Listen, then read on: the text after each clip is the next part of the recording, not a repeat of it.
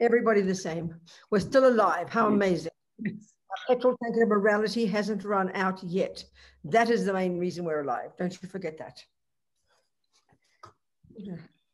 Okay. All right. What's the plan? We would like to offer a mandala, Venerable. Good. Let me just explain to everybody what we're doing. It's really nice to know what we're doing. So who's going to be the Umze? You. I will. Yes. Good girl. Okay. So what we're doing, it's a lovely meaning. You know, yourself, if you go somewhere, you don't go empty-handed, do you? You know, you offer something, you come with something. So here we're offering to the Buddha as a request for the teaching. So imagine Buddha is here. And of course, if we understand what Buddha means, the mind of Buddha is here, it pervades the universe, then we're going to offer, best to request the Buddha for the teaching, you know? So we're going to offer what's called a mandala. So a mandala, you know, if you see all those round drawings, which is from Tantra, that's just an architectural drawing of the Buddhas, the various Buddhas' abodes. So here we're offering the abode, our universe, all the marvelous things in our world. So of course, if we understand Buddha's cosmology and the contents of the universe, which is not the way we think, then we offer that. But if we don't know that, we just imagine, use your creative imagination, think of all the marvelous things in the world that make people happy, and we pile them all up and we offer to the Buddha as a request for the teachings. And say this prayer while we do it. There we go. Fantastic. And if you know the little mudra, then you do that too. And imagine. The main thing is your mind, imagining all the marvelous things and wanting to offer as a request for the teachings. Okay. We start together. Sajipuki Jukshin Metok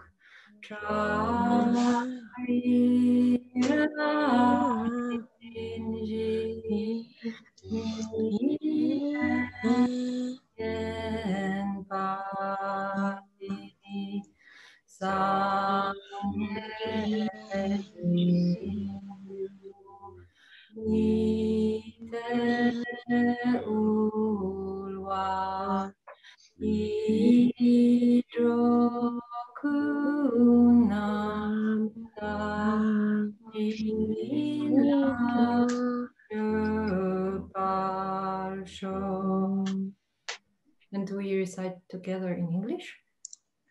Perfect, pure, holy gurus from the billowing clouds of wisdom and compassion in the sky of the Dharmakaya, please let fall in the rain and extensive Dharma upon the receptacle of those to be subdued exactly as they need it.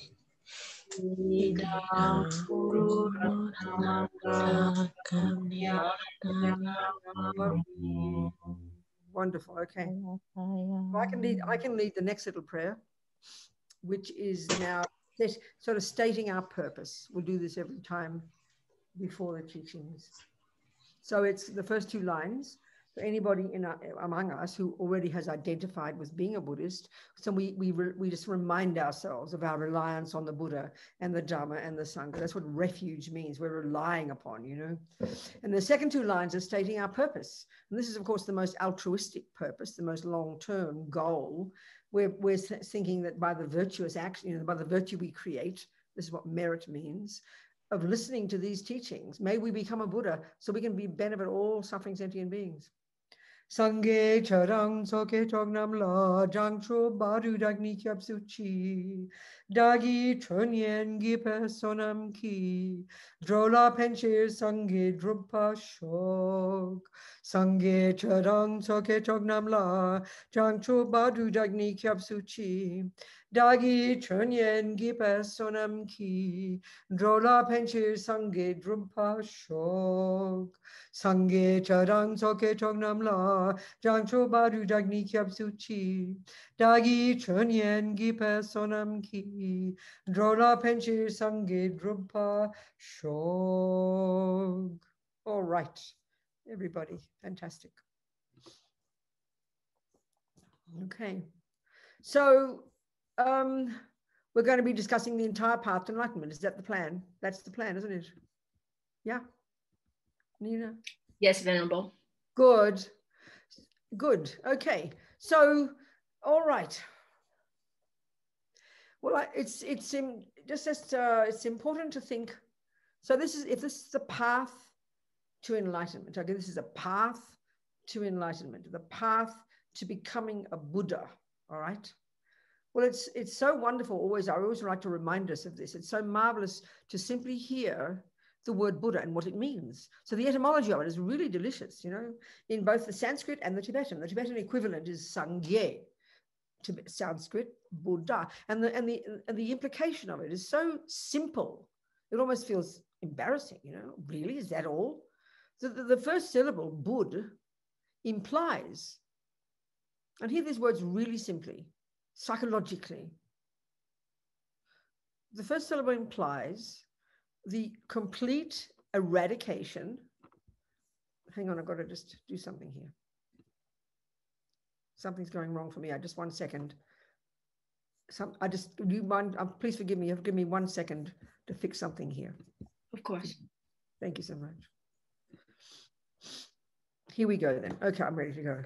So this first, the path to enlightenment, path to Buddhahood. What's Buddha? What's the end result, in other words, of this goal, this long-term path? What's at the end of this road? Well, the end of the road is Buddha, and Buddha implies the complete eradication from our mind of all delusions, all fears, anger, ego, attachment, jealousy. We know these, so intimately familiar with these.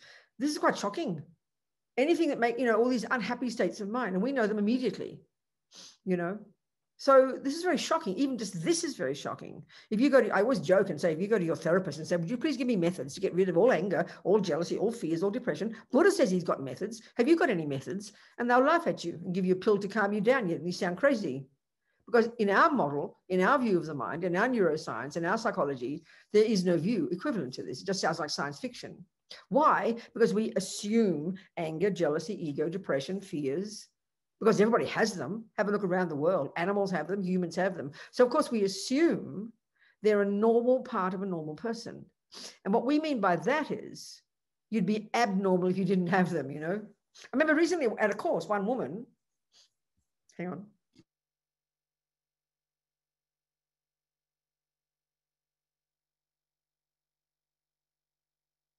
She hadn't heard Buddhist teachings before, and she heard this, and she laughed, which is really understandable. She said, don't be ridiculous. How could you be a normal person if you didn't have those? And it's a really reasonable concept, which simply implies what we think about those things, doesn't it? So to hear the Buddha say that you can get rid of them sounds like laughable to us. And that's why we think it's religion, because you're allowed to believe what you like in religion, aren't you? Oh, okay, that's fine. I'll believe in that. Why not? No, he's meaning it properly in the mind. He's a psychologist. Buddha deals with the mind. Buddha's expertise is the mind. Don't doubt it. But not only that, not only can we get rid of the delusions, and you could argue that that's achieving liberation. Buddha calls it achieving nirvana, which of course we sound like religion, doesn't it? But it's simply the name you'd give to the state of mind of a person who's done the job of removing all the delusions permanently from the mind. But not only that, we can become a Buddha, which means we've got the compassion. We do the compassion component. A bird needs two wings, wisdom and compassion. The first lot is wisdom. The second lot is Buddhahood. Compassion wing. And that's the Bodhisattva path. And the Da implies we can not only get rid of the rubbish, we can develop the goodness within us. We all know those words: love, wisdom, kindness, compassion, generosity. We take these for granted too. The Buddha has found from his own experience, we can develop these to perfection. And when you start to hear, like when you start hearing Lama Zopa Rinpoche teach about the qualities of a bodhisattva, a person who's done this job, a Buddha, it really does sound like science fiction. We can't believe it's possible, but this is the Buddha's view. So this is what Buddha means. And he says, guess what, folks? Everybody's got the potential to achieve that. I mean, we could have the entire 12 weeks we're teaching, these 12 weeks just on that topic, what Buddha nature means, This is what Buddha's found. This is what our goal is. At the end of this road is Buddhahood. So already it's really sort of narrows it all down. It's already really clear. If that's the goal, if the end result of this path is your achievement of your eradication from your mind of all delusions and your development to perfection of all your goodness, speaking very simply, and where does that stuff exist? Not in your nose or your eyelashes, or your feet or in your body, in your mind, my dears, in your mind and your mind. So if this is true, if we can get rid of all delusions and can get and develop all virtues and they exist in our mind, and that's Buddha, then we obviously had better know what the mind is, according to Buddha, because it's surely different from our view. And the crucial job is if I can rid my mind of one lot and develop the other lot, obviously the skill I need is to distinguish between them. This is really evident. It's logical deduction, isn't it? Well, that is the actual job of being a Buddhist. That's the central job. As Lama Yeshe puts it so beautifully, being your own therapist. And this is not kidding, you know, it sounds almost too simple to us, but that's the actual job. But there's lots more we have to do to even get ready to be able to do that job, because this is the hardest job we'll ever do. Not because in its nature it's difficult. No, it's because we are addicted to all these unhappy states of mind. And we're, you know, and so it takes a while to begin to even see logically how they're mistaken states of mind and how they cause us suffering. This is what Buddha says. And it's going to take us quite a while to remove them. But that's the goal. That's the end result. So, I mean, that's really helpful to know, to remember that. It's just not just a casual passing idea.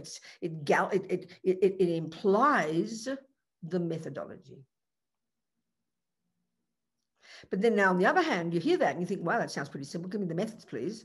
And then you go to a Lam Rim course for the first time, because we all know the word in Tibetan, for this path to enlightenment, this gradual path in Tibetan, Lam Rim. Path, gradual. Path, graded. That's it. So then we get confused. What's that? What's a graded path? You know, a graded path? That's like, well, most paths are like that. They want, you know, they're gradual. So then I know when I always say this, my first time I heard the teachings when I was like 31 or something, and I met the lamas for the first time, Lama Yeshe, Lama Zopa. They became my teachers, so I kind of fell into their lap on day one. I was most fortunate. My first course was with Lama Yeshe, Lama Zopa. It was 2 months at Chenrezig Institute. I was 31. I'd been this radical activist politically looking for 10 years or so. Really, I mean, not articulating it like that, but looking for a way to see the world, looking for a way to understand why there's suffering, why there's happiness, who's the cause of it, always looking out there for someone who's the cause of it, of course, because it's always out there, isn't it? So, you know, first I joked, first I was a Catholic and I blamed all the non-Catholics. Well, I didn't really, but it's like that. Then I became a hippie and I blamed all the rich people, no, the straight people. Then I was a regular lefty and a sort of communist and I blamed all the rich people.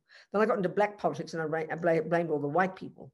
And look at all these white people storming the Capitol in America, you know, it's hilarious. But what is so curious, I've got to say this now. It's very funny. If they were black people, the first thing you'd hear is these black revolutionaries. If they were women, you'd hear these maniac feminist revolutionaries. We'd all be locked up or shot dead. But they're white and they're men. Oh, but that's a normal person. Excuse me, I'm now being political, but I'm not. They were white men, right? And they're white supremacists. That's what they were. But no one called them that. They just said this mob. And they also, even one of the people said, why didn't you arrest them? Oh, we let them do what they wanted to do, and then we can get rid of them. I mean, if they were kind of black revolutionaries walking in there, excuse me, they'd all be dead by now or in prison, one or the other. I mean, that's my side comment. Excuse me.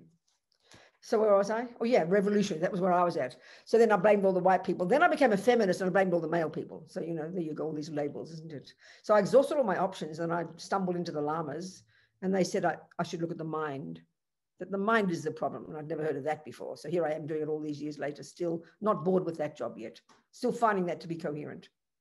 That was my path. Okay, that was my bumpy path, a bumpy path to the Buddhas, you know. So anyway, when I heard Lama Zopa's teachings for the first time, I knew this was where I belonged. I knew this was I knew this was my path, but it was a very difficult time because my mind wasn't ready for it, you know, and I was in a state of shock. So I remember these teachings of Lama Zopa were 1 month on the Lam Rim. And I swear to you, I didn't have a clue what he was saying. I understood his words, but I didn't understand the concept. This bizarre, arcane presentation, all these weird ideas of other realms of existence and refuge and merit fields. And it was just completely kind of esoteric, completely arcane for me. But I sat there every single day for 1 month, you know, in this crowded room in the middle of the winter, freezing cold. And then every now and again, Lama Yeshe would come along in the evening and I would sigh with relief. I could not believe. I thought, what a relief, you know. That makes sense. Lama somehow always made sense. I think he kept me there. It was too much for me otherwise. So here I am all these years later. Still trying to work out what this gradual path is and beginning to try and find a way to hear it in a simple way, because it takes time, I tell you. So, okay. So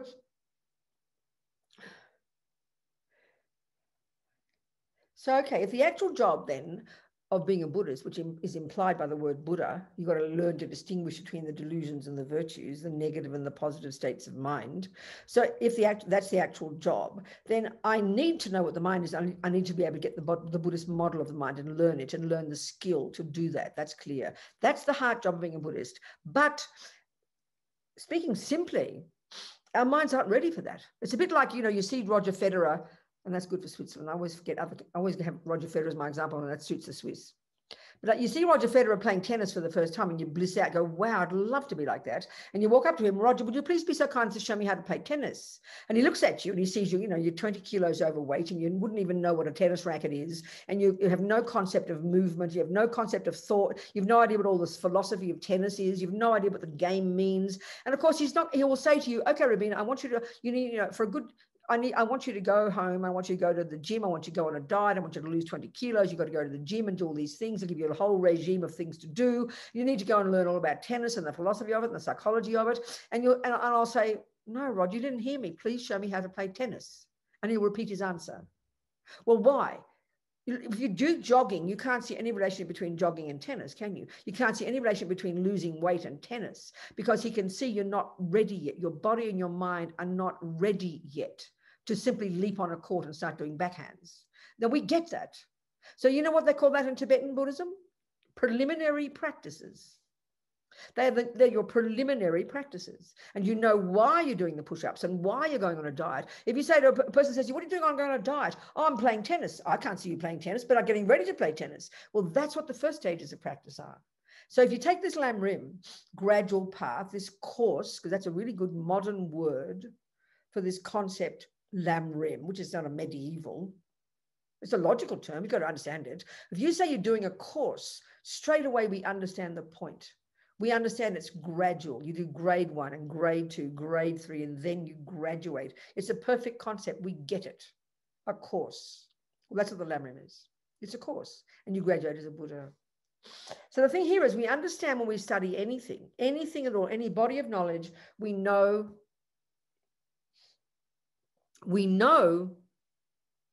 you've got to do the simple stuff first, then the more advanced, then the most advanced. It sort of absolutely goes without saying. But as soon as it comes to a spiritual path, we don't get that at all. Even people who've been studying Buddhism for years, we can't get that, for example, bodhicitta is the most advanced level, that learning to work with your mind is the middle level, that dealing with your body and speech and abiding by the laws of karma, and this is all the content of this course, is junior school level. We don't get that. We just don't get that. Even though we've been doing for years, we don't get that.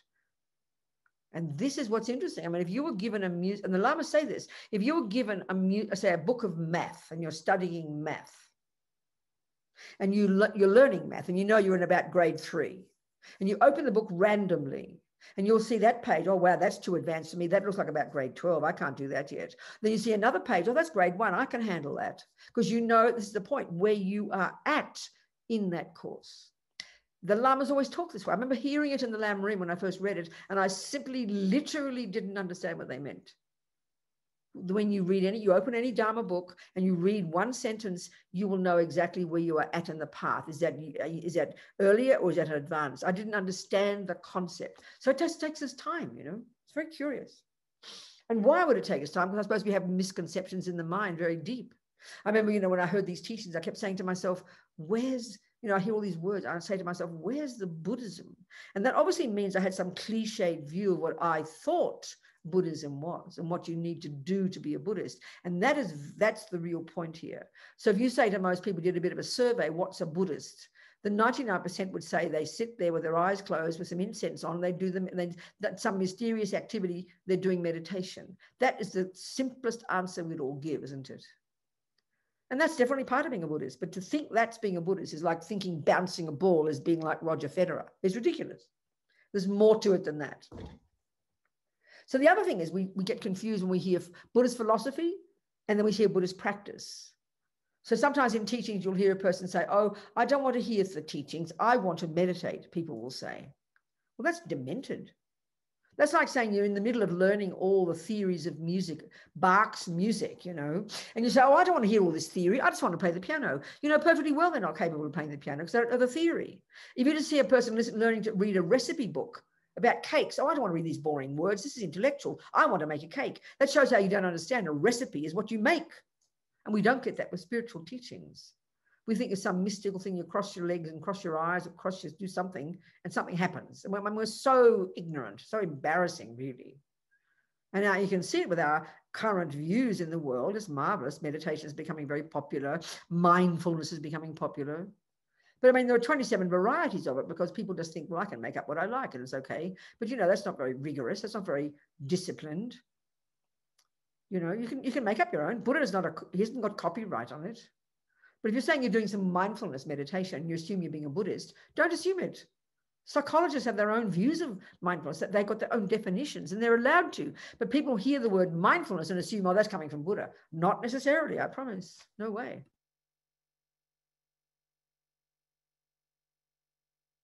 So here, what we're going to be discussing for these weeks is the Buddhist view of the path to enlightenment. And which enlightenment? Because you've got small enlightenment and you've got big enlightenment, if you like. And the small enlightenment, and this is Buddhist enlightenment, anybody can use that word. I mean, in European history, we talk about the Enlightenment. Clearly not the same as this one. Same word has different definitions. That's pretty obvious. So we've got to be clear about our definitions, you know. So here, if you are on the wisdom, you know, there's the wonderful analogy. I'll repeat it continuously because it's a marvelous way of framing the entire path to Buddhahood. Excuse me. And that is the wisdom wing and the compassion wing. A bird needs two wings, wisdom and compassion. So we're to learn what they mean. But the wisdom wing, you know, if you're taking, the Lamrim, this course that culminates in Buddhahood, as we very well know, it's divided into different stages of practice, like we would have. You know, I like to call them junior school, high school, university, postgraduate, and it fits perfectly. Of course, it's just a cliche, but it's a perfect analogy. But if Lama Zopa Rinpoche, being respectful to the lineage, he will say the first stages of practice are called the practices and teachings suitable to the disciple of the least capability. Well, that's a mouthful, right? I say junior school. We get the meaning. Then you got what I call, you know, high school.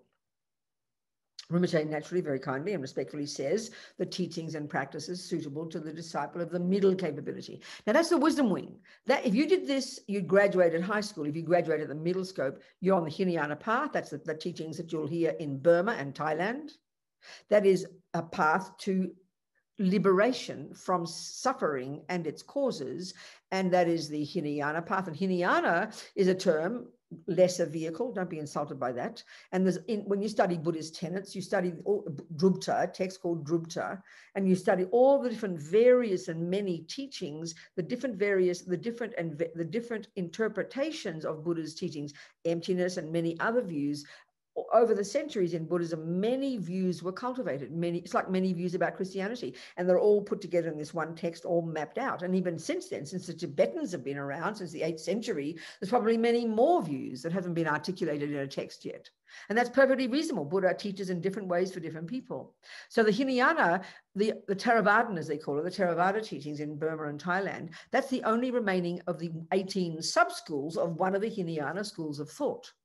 So then you've got the Mahayana, and that's the compassion wing. And even there, in Buddhist tenets, there are many different interpretations of these teachings. So the ones we're discussing here, to the best of my ability, are those of the Mahayana, as taught in the Tibetan Buddhist tradition, as taught by the Gelugpas in the Tibetan Buddhist tradition, which is my lamas. There's other variations of Sakyas and Kargyupas and Nyingmapas, and there are all these variations of views about these views coming from India. So this is Gelugpa, particularly Lama Zopa Lama Yeshe, my lamas, you know, as Holiness the Dalai Lama is one of their lamas. So that's my mob, as we'd say in Australia, my group, you know. So they're, to the best of my ability, telling you the teachings I've heard from Lama Zopa Lama Yeshe, from His Holiness and all the other lamas in that family, in that tradition. Hopefully no mistakes in what I say. I hope to not mislead you. I can't give you deep teachings. I'm not that educated. I can give you some. That's the tradition here. So we're not discussing from the Burmese point of view, the Thailand point of view, not discussing from the Japanese Zen point of view, or the Taiwanese or the Chinese or the other 79 variations over the centuries.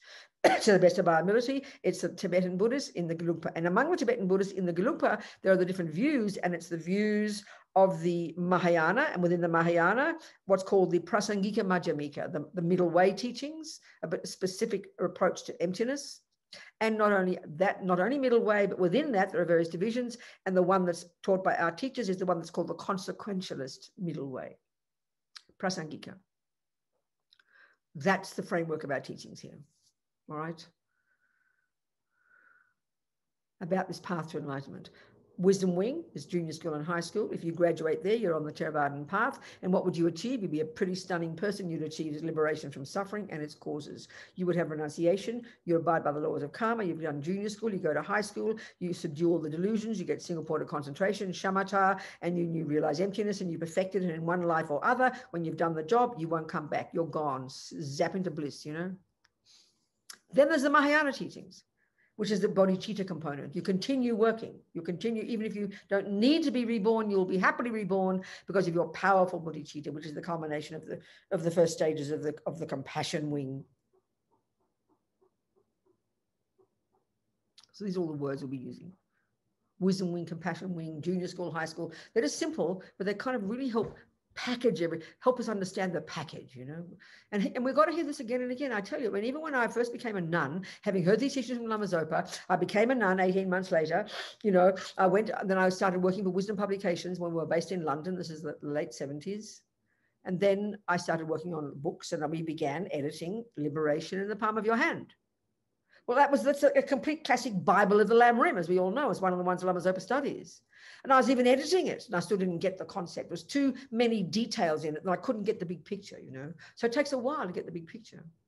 So that's such that when you do open up a Dharma book, any Dharma book possible, any Dharma book, and you open a page randomly and you choose one sentence, you will know exactly, is that junior school, high school, university, or postgraduate? You will immediately, because it's a coherent overview, just like math, just like music. And that's a surprise to us. So then this path to Buddhahood, if the job is to, as the word implies, Buddha imply, if the job is to distinguish between the delusions in the mind, the neuroses, and the virtues, then as I said, we've got to learn to know what the mind is. We've got to learn to know Buddha's model of the mind, which is really extensive, based on these amazing findings of the genius Indians before the Buddha. As His Holiness says, you know, always quote, excuse me, sniffing, that these amazing Indians more than 3,000 years ago who were the ones who began the investigation into the nature of self. I always crack a joke here and say we thought it was probably Mr. Freud 100 years ago, was so arrogant. No, these dudes 3,000 years ago. And it's only now with His Holiness in the West and all this, now the literature coming out from these great scholars, now showing Western thinkers, neuroscientists, that actually there's been some of this knowledge around for quite a while before we came along, you know, so it's rather humbling for us, which is marvelous, you know. I can see Fernando there translating away in Spanish for the Mexicans. Hello, sweetheart. Look at you. Everybody's there. Look at you. Barbara, Teresa, Francisco. Where are you, Francisco? Where are you? I forget where you are. Open, unmute. Where are you? I'm here, Venerable Robina, in Mexico. You're here, darling. My here is called Santa Fe. What's your here? Mexico. Mexico. Okay, good. You're okay, good. Got it. Specifically in Jalapa, Veracruz, Mexico. Good. Okay. Okay, good. I'm in Santa Fe, but not in Mexico, in the United States. But actually apparently many Americans think New Mexico is actually in Mexico. They make the mistake. One guy retired apparently to New Mexico, and his bank couldn't send the money because they thought he was in Mexico. So even Americans don't realize that New Mexico, because these Americans on this side of the border, they stole it from you Mexicans. No, those white men again. Okay, all right. So, okay, but before we get to do the job of working on our mind, which is the essence of the job of being a Buddhist, we've got to go to junior school first, because we're not ready like that tennis player. We're just not ready to engage in the incredibly sophisticated job of unpacking and unraveling our mind, knowing it intimately, and doing the job every second of lessening the delusions and growing the goodness. This is a sublime, amazing job. This is the heart job of being a Buddhist, all the way to Buddhahood. That's it. And everything else is there to support you. So the actual job of playing tennis is on that court, doing a backhand, doing a forehand, but you've got to have years of all that background work, good diet and good exercise and fit muscles. That's your preliminary, and that informs your ability to play good tennis. Well, our masses of work by doing junior school, which we're going to start doing, this prepares us, you know, and in this context, what we need to do to begin to work on our mind is we have to first control the servants of our mind. That's the body and your speech. That's junior school. That's where we start to abide by the laws of karma. And we're going to go into that. That's the point. This is the essence of junior school. So the essence of junior school, the lowest scope, is abide by the laws of karma. The essence of high school, middle scope, is to work on your mind, get renunciation. The essence of great scope, the Mahayana component, the compassion wing, is to get bodhicitta. And then finally, and the final stages of that, we realize emptiness. And then you've got postgraduate, and that's Tantra, the Vajrayana. In our 12 weeks, we're going to cover all these points to the best of our ability. And as you know from the course notes I gave, I think you've all got the course notes, a very simple presentation of the Lam Rim from A to Z. There's a teaching I gave as in Land of Medicine Buddha in California in 2005, and I think it serves as module 3 of the Discovering Buddhism program, you know. And we also use this book. I put it together as a nice little book. We used it in the Kopan course in November last year as the basis of our teachings, which is, of course, the Lam Rim as well. Okay. So, if you graduate as a Buddha, it's also helpful to know what a Buddha means, isn't it? It's important, which implies we have to know what the mind is. And this is taking as our precedent from Lama Zopa Rinpoche. When he started teaching the Lam Rim in Kopan Monastery, when all the hippies started coming to Kathmandu looking for drugs and enlightenment simultaneously. I do not know why we conflate those two, but ridiculous. Maybe not these days. So all these hippies in the early 70s, I wasn't there then. I met the Lamas in the mid 70s in Australia. So Lama Zopa Lama Yeshe. So Lama Zopa is a Nepali. He's a Sherpa. He was born in 1945 or something. There's a bit of a, not sure about when he was born. And he was the reincarnation of a great Nyingma yogi up in the mountains, Kunsang Yeshe, a secret yogi. He was just a regular layman who, you know, very poor, like all those people up there, would travel back and forth to Tibet selling salt or something, you know, whatever he did, whichever way he went. And then he finally left at the last stages of his life. He decided to go into retreat, which is very common. So he found this little hole in the wall where they used to store the radishes or the onions. I never work out which.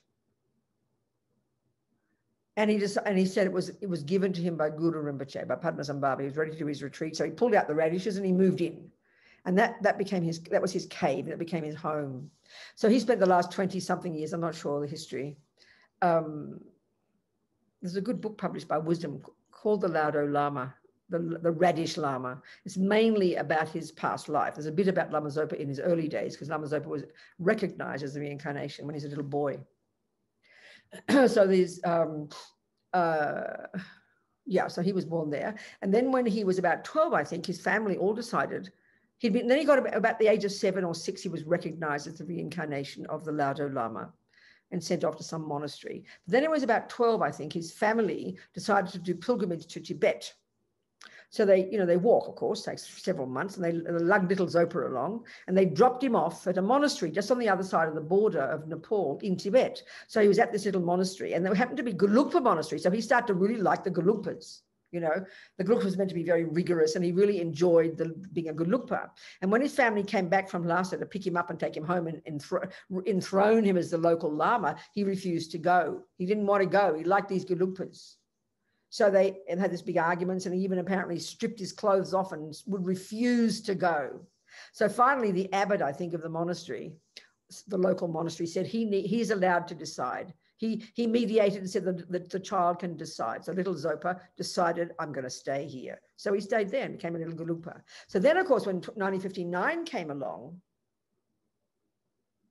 he was in Tibet, so he had to escape, you know. So I don't know what route he took, but he ended up in the place where all the Tibetan monks and lamas mostly were then put, which, as Lama Zopa says, was like had been a concentration camp, had been a prison at the time of the British. So it was a pretty horrible place in Buxador, I don't know, in northern India somewhere. So he was sent off there where all the young tulkus were, because he'd been formally recognized as a Rinpoche. Rinpoche means precious one, and it's a title of respect usually given to these reincarnated lamas. And so then he was there, and that's where he met Lama Yeshe. So Lama Yeshe had also escaped. He was Tibetan. He was in the Sarah J Monastery since a tiny boy. He was, you know, a Gelugpa. He didn't finish his Geshe degree, but he escaped. He was about 24 when he escaped. 1959, he was about 24. Lama Zopa was 10 years younger.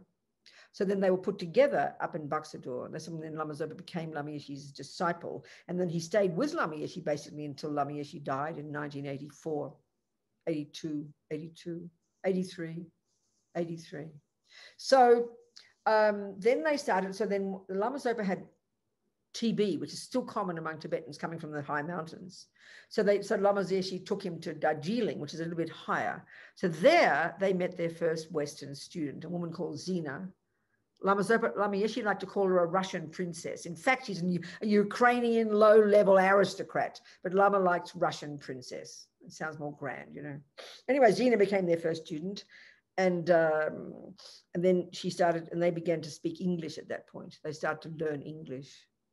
In fact, Lama Zopa talks about how when he was a little boy in Buxa, being 12 or 13 or whatever he was, or 14, sitting on his bed, and he wanted to learn English. And so he started, like they do it, that's how they learn in the monasteries. He started to memorize the dictionary, and he tried to memorize Time magazine. That's how you thought you're supposed to learn, you know. So anyway, this first student, and then they eventually went to Kathmandu in about 1957 or 67 or 68, 67 maybe. And then all the hippies were around, so they started to meet Lama Zopa, and Zina would bring out her little toy boy lamas, you know, and introduce them to all her friends from America. She's very grand. And then gradually one day, as Lama Zopa said about Lama Yeshe, they were sitting in Boda, which is where the amazing big stupa is, about late 60s, and Lama would look out the window at this hill, and he said it was the Kopan Hill. And this hill, there was a little house up there that some Nepali aristocrat and scholar had bought and would go up there for the winter, because I mean Kathmandu was not occupied then. There was about 2.5 cars.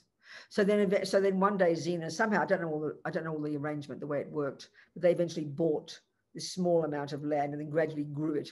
So now it's this entire hill. It's like a mini village, mini town now. There's 600, 500, 400 monks. Just down the road, there are 400 nuns. And it's just a full-fledged Gelugpa monastery. They can even get their own Geshe degrees now there.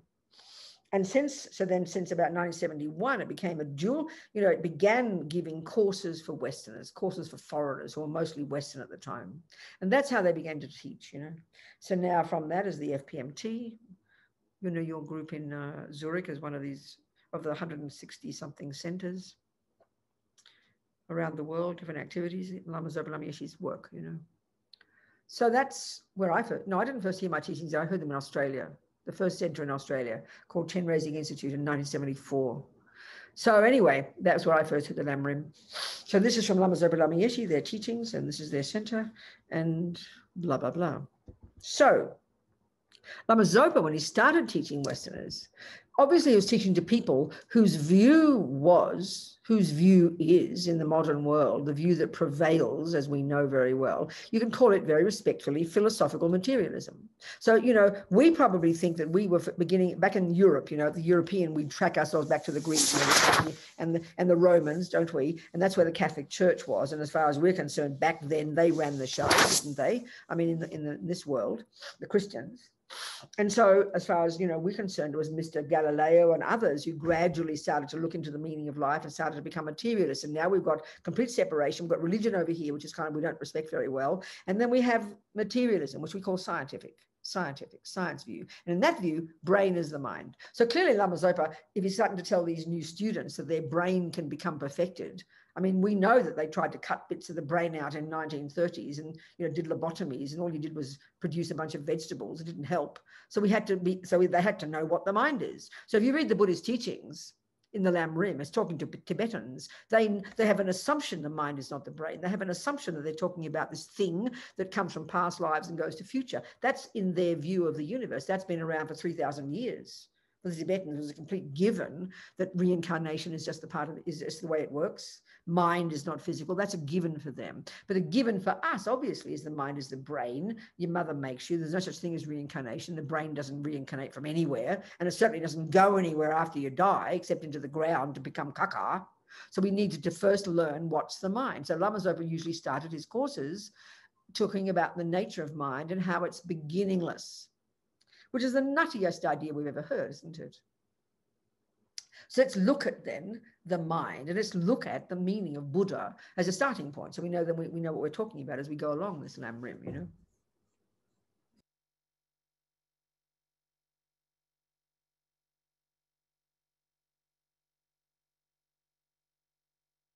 Okay, so what's the mind for the Buddha? Because if it becomes a Buddha, we better know what a Buddha is and what the mind is. Otherwise, we're in big trouble. So very clear for the Buddha. Mind and consciousness, these two words, which we use very differently in the West, they're synonymous, virtually synonymous. You use them in different framework, but they're virtually synonymous.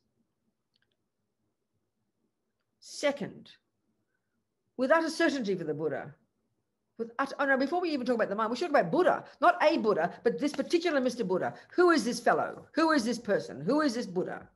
That's important. From where does all this information come? It comes from Buddha. 2,500 years ago, Shakyamuni, the great Shakya, was the name of some kingdom, the Shakya, and he became the great Shakya when he became a Buddha. And he was a prince. I don't know much about the history. I'm sorry, I'll tell it very briefly. He was Indian. Buddhism had been around for 500. Well, no, Buddhism started with him, obviously, but he'd come from this amazing tradition beforehand, these amazing Indians, all various views. I don't know all the names of all those philosophies. Very amazing thinkers, scholars, saints, yogis. They're the ones, these Indians are the ones who first cultivated this extremely sophisticated, unbelievably skillful psychological technique called shamatha, called single point of concentration, that leads to this brilliant state of subtle mind called samadhi. And it's the mind, not some mystical part called a soul, that does that. These Indians invented that. And they've got this extraordinary philosophy. It's very similar to the Buddhist ones to a certain point. So Buddha went through all of that as far as he could. He left his kingdom when he was about 29. He could, lived in this fantasy land of all these gorgeous, wonderful things, but he realizes, there's more to life than this. So he left a lot and then joined all the ranks of all these amazing thinkers and scholars. And India was crawling in all these amazing beings at that time. There were so many great thinkers, great scholars, yogis, meditators. It was not an uncommon thing to do.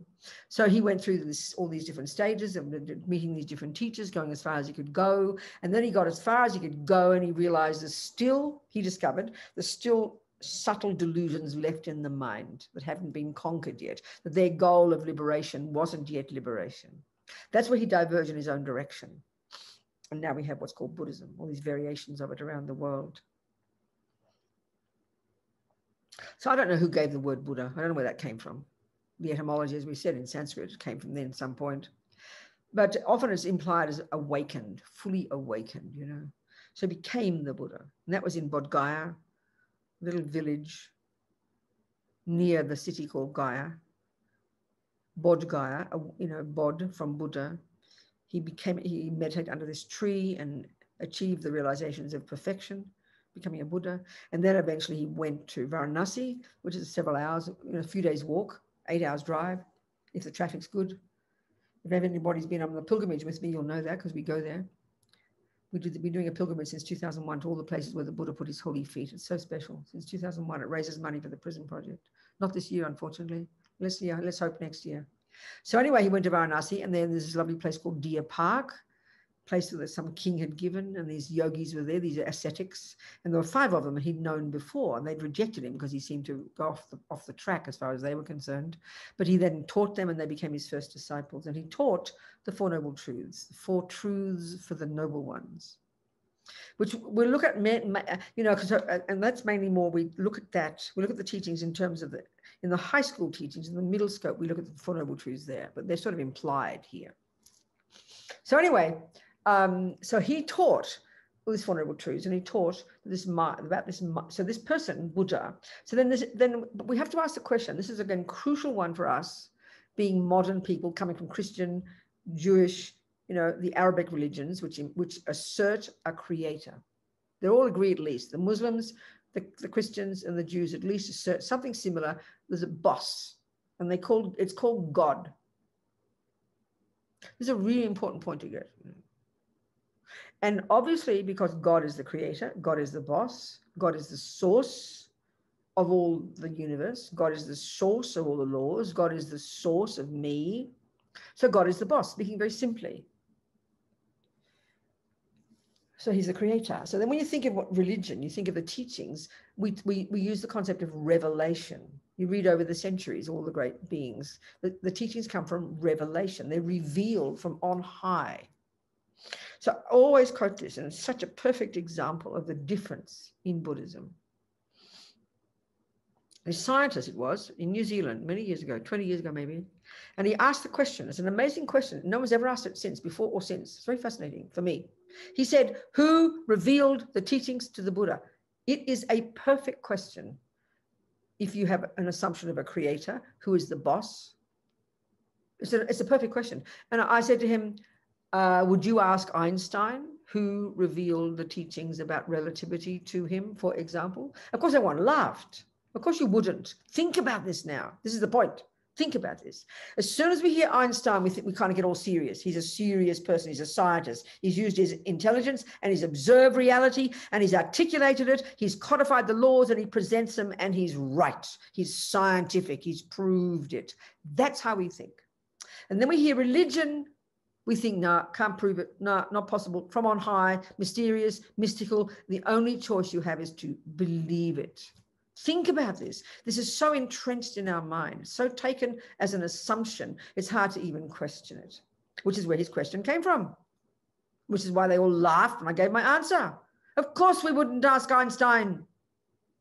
Can you imagine if Einstein said, I had a dream yesterday, or I had a vision? They'd throw him out the door immediately if he called himself a scientist, because we know it's made up nonsense. That's what we think of as religion. It's made up. And you have to believe it because it's not true. You can't prove it, we say. These are so deeply in our brain. Now, why do we assume that? This is the whole point. Because we have a view of what the mind is. In the materialist world, the mind, and that's what most Christians are, they're materialists, you know. They study materialist views. Most Christians are materialists. I'm not being contradiction. I'm not being negative here. It's a simple fact. You don't just live in a Christian view, you know. You've got scientific views. So naturally, you have the view that your mind equals brain. But of course, being a Christian, you add a separate component called a soul. And you mightn't talk about that to your scientific friends because you know that's your private Christian part. But the brain part, everybody agrees. The atheists and the Christian and the Muslim scientists all agree mind is the brain. Now, when you hear Buddha talk about mind, we assume he means the brain too, of course, but his view of mind is different. We're getting to that. So naturally, when you're a scientist, you know, we sort of put our serious hat on. Oh, that's been proved, we'll say. That's been proved, we'll say. You mightn't have proven it. But because Einstein does, you think that's good enough. But you know, the fact is that we analyze carefully. Anything that you think that you haven't proved yourself is, in fact, merely a belief. Think about this, but we never think of it. If you haven't studied botany, you know, there are millions of botanists and you can see the proof with your own eyes that botany works. So you do agree, it is true, people have proved botany and the gardens are the proof of it. But you make the mistake of thinking because it has been proven by another person that therefore it is true. But it is true, you can see it, but it's only belief for you until you've proven it as well. This is really important to understand. You might never know math, you haven't learned math. But you never say, I believe in math. But effectively, you believe in it if you don't know it. And it works fine because most people know math. But if your mummy says, go buy me 12 oranges, you are in trouble because you don't know math. So for you, math is a mere belief. Botany is a mere belief. Absolutely, relativity and MC squared equals MC squared and all the complicated sciences are completely mere beliefs. But we think because other people have proven them, they are in their bones science. Well, if that's the case, then also Buddha is also a scientist because he has proven every word he says. Now, the second I say that, the cynical part of us will go, oh, come on, don't be ridiculous. That's not possible. But you believe that Einstein has proven something. Well, then, but the literature's all there. And this is the point about the Buddha. He is not a creator. Buddhism does not assert a creator. In fact, Buddha's views are very clear. We don't need a creator. That in fact, he would say a creator, the concept of a creator is an unnecessary addition that we have made up. And he would suggest it's a misconception. He's not being rude, but he's got his logic for it. And that's in the Buddhist literature. He doesn't disagree with the term superior being. He's got that term too, or supreme being even. He's got that term. But he says everybody can become one. So there's many different words we use. We need to understand the definition of to be clear the differences, you know. So Buddha was a regular guy who became a Buddha. Now, if you look at the 3 essential qualities of a Buddha, I always say this. I did a talk at a Catholic university in Melbourne, my city in Australia, years ago. And I had to give a 20-minute talk. And the talk I gave was on the similarity between the definition of God and Buddha. So the 3 qualities of God: infinite wisdom, infinite compassion, infinite power. The 3 qualities of a Buddha: infinite wisdom, infinite compassion, infinite power. Same. The difference is Buddha would say the job of a Buddha is not to create, because you don't need to. Because this brings us to his view of karma, the mind and its character, and what does create. And that's what we have to learn at the first level. We're going to start doing that. It's a very different whole presentation. So any word that's in Buddhism then, where's it come from? It has to have come from the experience of the person called Buddha.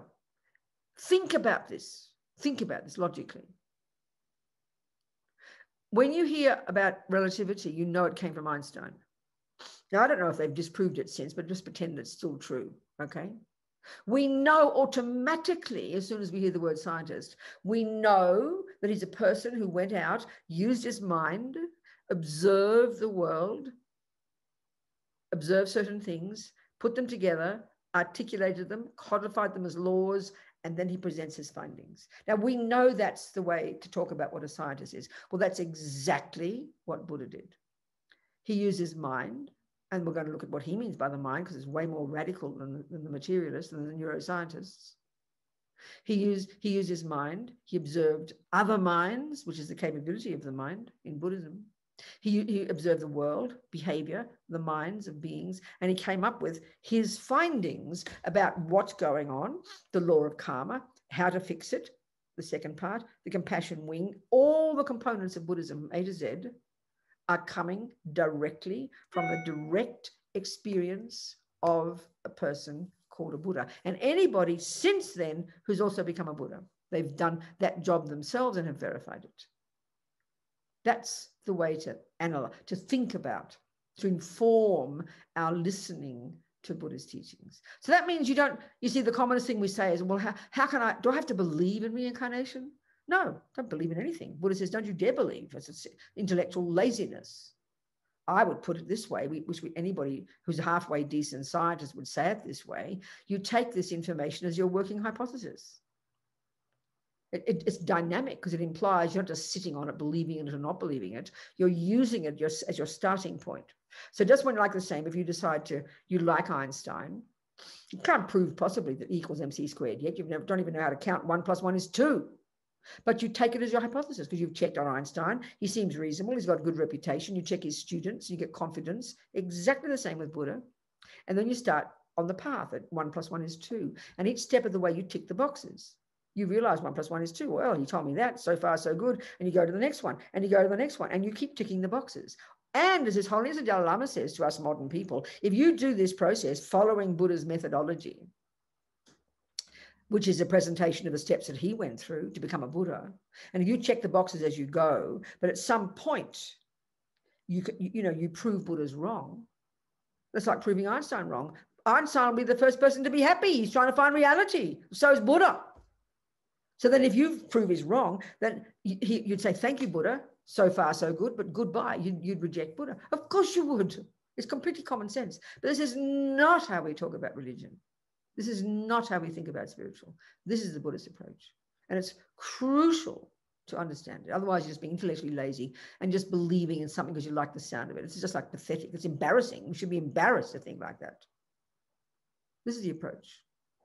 And that's how I'm saying. I'm not clairvoyant. Okay, you can prove it for Buddha. Eventually, there's a certain point at which you can prove many things is when you get clairvoyance. And when you get clairvoyance is when you get shamatha. And shamatha is this technique these amazing Indians, well before the Buddha, came up with, that helps them, and this is the point about the mind now, helps them access these subtler levels of their mind. And this is the fundamental point now about the mind. Let's look into the mind. But before we do that, I'd like to know if there's any questions. I've been chatting away for 1 whole hour. Any questions about what I've just talked so far? Not anything we will talk about. Only questions about what I've discussed so far. I'd love to hear something. If there aren't, that's just fine. I'll keep talking. Are there any questions, Nina or Talia, in the chat box, for example? Please raise your hand if you have any questions. Nothing in the chat box? Nope, nothing in the chat box. Okay, good. Fantastic. We got it. Oh, I'll just keep going then if there's no questions. Who's what? There's a question? Venerable, I have one. Yeah. Oh, Nina, darling, what's your question, sweetheart? Yes, you mentioned about those 3 qualities of the Buddha, infinite compassion and infinite power and wisdom. I was wondering about the infinite power because I a few times heard that Buddha has infinite cognition, so omniscience, but is not omnipotent in the sense that he cannot change our karma. Only we can change our karma. How do you think about that? No, you're exactly right, but that's a wrong definition of the word all-powerful. Okay. You see, no, so what I mean by that is, this is exactly the same topic for the Christians. If God is all-powerful, then why can't he take away my sins? They say they have exactly the same view. No, God gives us free will. That's the Christian teaching. So it's the same thing. So there's an assumption. You see, so then when we understand the Buddha's view, all-powerful, the view that's assumed in your mind, the definition that's assumed in your mind when you ask that question, it has to assume that omnipotence is not a dependent arising, but everything's a dependent arising. So you could be, think of this one analogy, a good analogy. Let's say you're the best doctor in the universe. Let's say you're the best herbalist. You couldn't get better than you. You've learned every single herb on the whole planet. You've got all that knowledge. You've become the Buddha of herbs. Let's imagine this is possible, okay? Now that means you are super powerful, and anybody who comes to you, you'll have the skill to know their health exactly, and you'll be able to heal them. That's a possibility. Let's think it's a possibility, right? Now, all powerful doesn't mean that you can walk in and start giving your herbs to everybody, because they might punch you in the nose and put you in prison for interfering with their lives. So your ability to heal somebody is a dependent arising, Nina, and it's dependent upon me liking to go to a Swiss herbalist. Maybe I can't stand Swiss women. So you can't help me. Your hands are tied. And it's the same with Buddha. That does not contradict all powerful. All powerful is knowing he's got all the methods exactly how to help somebody, but it's a dependent arising, and we need to want his help, to request the help, and to have the merit to be able to help. That does not contradict omnipotence. Do you understand the point? Yes, I do. Good, good, good. Perfect. Thank you. Somebody else? But the all-powerful in Buddhist terms also literally means, and we'll go into all this later, that, infinite wisdom, as we mentioned, let's just look at these qualities. And this is what Buddha says is a possibility of every one of us, which sounds pretty, again, like science fiction. What all-wise, fancy Greek word, omniscient, means, and there's a whole discussion. Now we can spend the next 12 weeks again just on this one.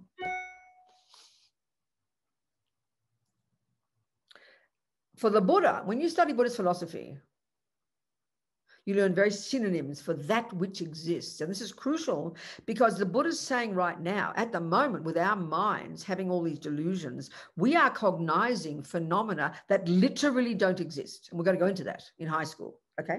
So we first have to establish what the terms that are used. There are 5 or 6 synonyms for that which exists. Phenomenon, object of knowledge, object, existent, established base. There's at least 5.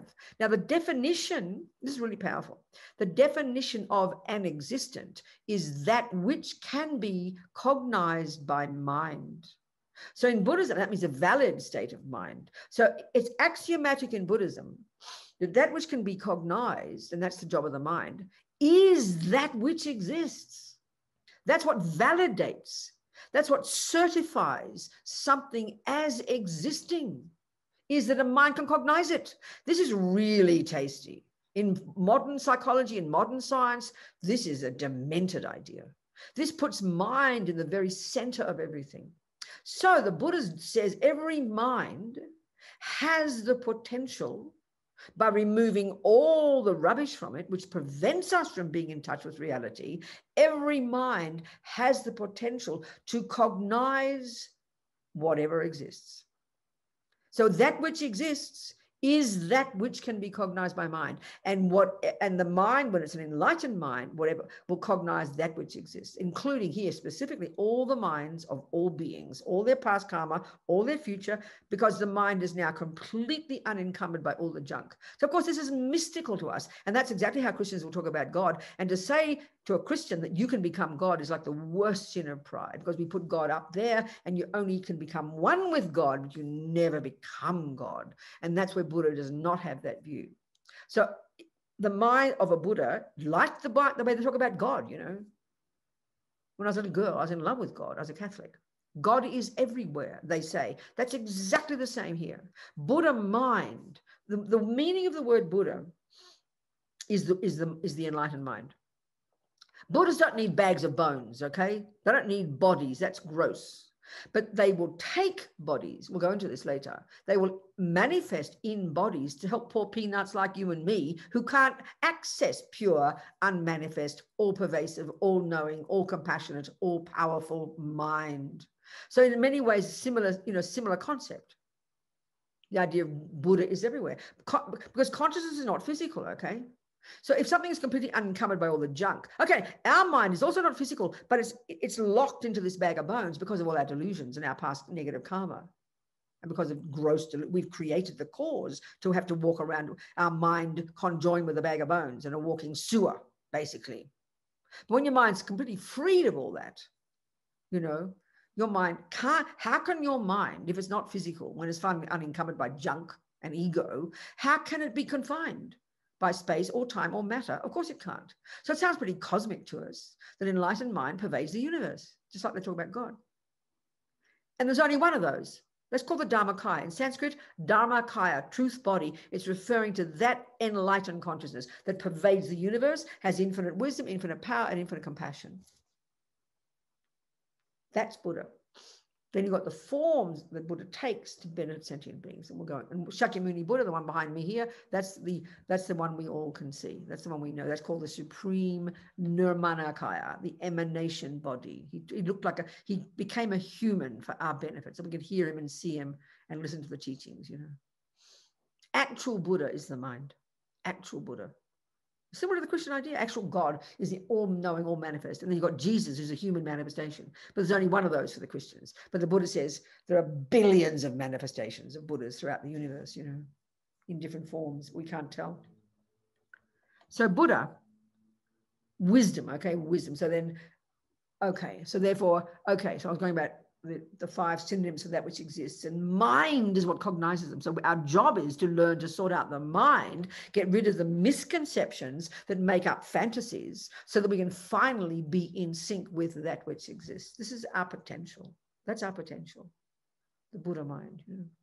So the Buddha has the 3 essential qualities: the compassion, because all the ego grasping and all the ego and all the anger and attachment have gone. So there's only this infinite empathy with the suffering of every being in the universe. Can't even imagine it. Because there's wisdom there, there's no longer a sense of a separate self. And then so there's the compassion, which is the wish to help others, the wisdom to know how exactly, and the power to do so. And that, in Buddha's terms, that power is the ability to effortlessly, as when you're a Buddha, manifest your mind effortlessly, simultaneously, and continuously in billions of different forms throughout all the universes, throughout all the times, for all the sake of all suffering sentient beings, to help them. I mean, I agree, that sounds pretty scientific, pretty science fiction, the whole thing, but that is the Buddha's findings about what each of us has the potential to accomplish. That's Buddha. So one step at a time. Don't hold your breath. Okay, any other questions about what I've discussed so far? Yes, Venerable, there's a question from Kristen, and Good, he Kristen. will question himself. Good, darling. Talk to me. Thank you. Yes, actually it goes to the question of Nina, and you were talking about omniscience, and I know there's this term. I've got to, hang on, Chris, I've got to find you. I can't see you. Where are you? Oh, okay. Wave your hand or something so I can see you moving. Wait, oh, there you are. I see you, Christian. Go. Now I see you. Omniscience, and so I know there's the term valid cognition. So would you then say everything that is not delusional is valid cognition, and yes, everything that is delusional is also an object or an established basis? Okay, no, wait. Okay, I'll use a simple example, Christian. An invalid cognition is called attachment. An example is attachment. Mm-hmm. It's a state of mind. It is the mind. It is a view. It's in your mind. And what it is as a misconception that, because it's a habit, that when your eyes look on that plate and see that, you know, that triangle brown thing, and then your conceptual state of mind says that's a chocolate cake. Well, that's a concept. That's a valid cognition. It is a chocolate cake. It's not a carrot cake. You can even argue it's a, you know, because you're a professional chef, you can even argue it's the best quality chocolate cake. That's a valid cognition. But attachment in your mind, which covers all the others, causes the cake to look way more delicious than it really is, and you believe that cake possesses that deliciousness. So that's not a valid cognition, because what that is conceiving is something that doesn't exist on that plate. It is a chocolate cake. It is even a good chocolate cake, and it's a plate, etc. They're valid cognitions, but attachment poisons it. And then underneath attachment is an even deeper delusion, and we're going to go into all of these, called ignorance, which causes, and it's spontaneous, it's the root delusion, and that is informing the attachment, and this is also spontaneous, that's causing the cake on that plate to look intrinsically delicious. They're two invalid cognitions. Ignorance, which informs your attachment. The attachment exaggerates the deliciousness, and then the ignorance exaggerates the very ontological status itself of the delicious cake. But still, you any delusion such as fear or hate, you would still call that an object in the meantime while you're being deluded. Because Sorry, forgive me, I misunderstood your question. Can you say it again? But in the meantime, while I'm being deluded and ignorant, having fear, having anger, everything that I perceive is still an object in my mind. Oh yeah, no. It's not a question of object in your mind. That's not the meaning. No. The meaning here of object, phenomenon, existent, those 5 synonyms I used, an object is something that exists, not a physical thing. So if anger does exist in your mind, on the one hand, it is a misconception, but it is an object. It exists. It's a phenomenon. It's an existent. Anger is an existent. Jealousy is an existent. That's your point. Yes, absolutely. Yes, okay, but understood. Absolutely. An object or phenomenon or existent is whatever exists. And anger exists in your mind, honey, so it is an object. It is an object of knowledge. It is an existent. It's an established base. But then we look at it from the point of view of, is it a valid cognition or not? That's another discussion, which I thought you were asking about. Yeah. Okay, understood. Okay. Thank you. Good. Okay, great. Thanks, Christian. Hi, Venerable. Who's talk? Bogdan. Oh, yes, Bogdan. Hi, honey. Good. In reference to what Christian says, but it's an object which is empty of inherent existence, right? All objects are, Bogdan. That goes without saying. Okay. There's no object that's not empty. Okay. And I had another question. I didn't really understand that you talked about manifestation of Buddha. Of the Buddha. I didn't really understand that. Okay, no, I understand. Okay, so there's these, I don't know if you've come across these Sanskrit words, Dharmakaya, Sambhogakaya. Yeah. Okay, good. So Dharma, it's a Sanskrit word. Dharmakaya is the word, it literally means truth body. Sounds a bit abstract. That's referring to the mind of a Buddha. when the mind that's enlightened, when you become a Buddha, Bogdan, your consciousness, which is not physical, will pervade the universe and will see everything that exists. That's known as the Dharmakaya. Pure, unmanifest, all pervasive, all knowing, all compassionate consciousness. Yeah? You agree so far? Yeah, yeah. Now, but what's caused you to become a Buddha over all your countless lifetimes is your incredible compassion for suffering sentient beings, right? That's what compelled you to become a Buddha. Now, you're not going to sit in the sky being not manifesting. So you're going to you're going to spontaneously, automatically manifest your mind in different bodies to help poor peanuts like you and the rest of us, me and the rest of us. So you will manifest in two kinds of bodies. One is called the Nirmanakaya, the emanation body. Now, they call the main one of our time is called Shakyamuni Buddha, that human being who lived 2,500 years ago. That's known as the supreme Nirmanakaya. And the next one of those will be Maitreya when he comes along and he presents Buddhism to the world. That's a human. If you met Buddha, if you're in India at that time, you couldn't tell Buddha from anybody else.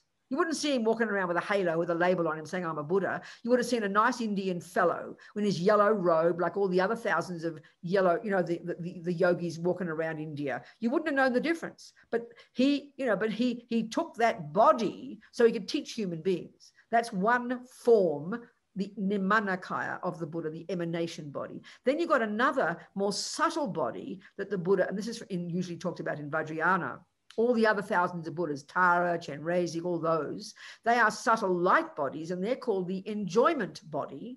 And only the Arya Bodhisattvas can cognize them when they're in their meditation. Ordinary people can't see those.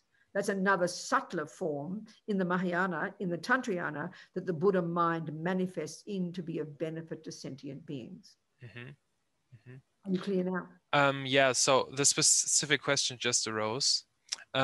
Which is, did I understand it correctly that it can manifest into different bodies at the same time? Millions, even the lowest level bodhisattva, Bogdan, and there are 10 levels achieving a body to become a Buddha. The lowest level bodhisattva has already got the power to manifest in 100 different forms simultaneously.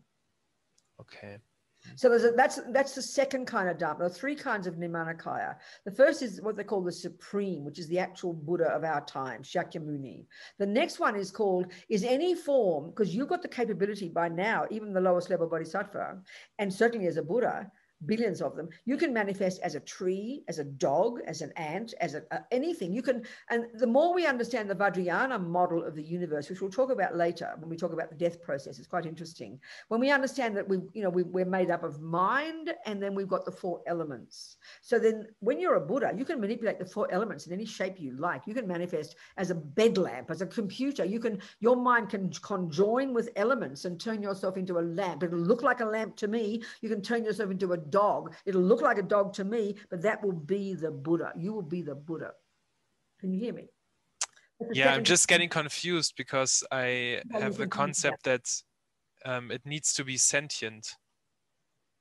What needs to be sentient? Like a tree is not sentient. Yeah, but Buddha, do what you like. Okay. Come on, you do what you like to help poor old sentient beings. Come on. Buddha is sentient. No, Buddha is not sentient. You don't call Buddha a sentient being. It's unmanifest, subtle consciousness. They just pretend, they pretend to be a human. They pretend to be a dog. They pretend to be a computer. Mm-hmm. Technically, Buddhas aren't sentient beings. They're just pure, unmanifest, enlightened consciousness. Okay. All right? Yep. And what drives your ability to do that is your incredible compassion. But this is your power as well. And that's based on realizing emptiness, which is wisdom. They're all integrated, these three qualities. Mm-hmm. Okay. Mm-hmm. Thank you. Thank you so much. Any more questions? No. Okay, let's go. Keep going. All right. So a little bit about what the Buddha is, as cosmic as it sounds. And the mind is not. Okay, let me just now talk about the qualities of the mind, okay? Hang on a second. Please wait. Sorry. Do you want a break or something, you people, or keep going? Nina or Talia? Who's the boss? We can keep going. Keep going. Okay, darlings. Would you like a break, Venerable? No, I'm happy. Thank you. I'm just going to blow my nose. Okay. I've got to blow my nose. Excuse me.